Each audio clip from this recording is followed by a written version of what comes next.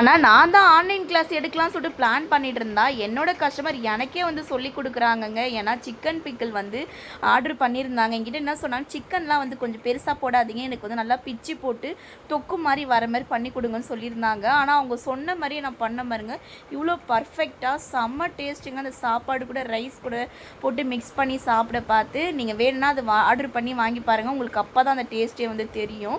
அவங்க வீட்டில் அந்த மாதிரி தான் வந்து பண்ணுவாங்க போல். என்கிட்ட வந்து சொல்லியிருந்தாங்க, சிக்கன் பிக்கெல்லாம் பார்க்க ரொம்ப நல்லா இருக்குக்கா, ஆனால் எனக்கு வந்து கறி மட்டும் கொஞ்சம் பிச்சு போட்டு கொடுங்க.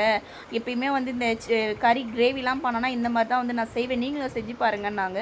அதே மாதிரி செஞ்சேன் பாருங்கள், செம்ம சூப்பராக இருந்துச்சு. அவங்க வந்து ஒரு 1 kg கேட்டிருக்காங்க. அவங்களுக்கு வந்து கொடுத்துட்டு மிச்சத்தை வந்து கொரியரில் வந்து போட்டு. என்ன ஒன்று, எண்ணெய் தான் கொஞ்சம் பத்தாத மாதிரி இருக்குது.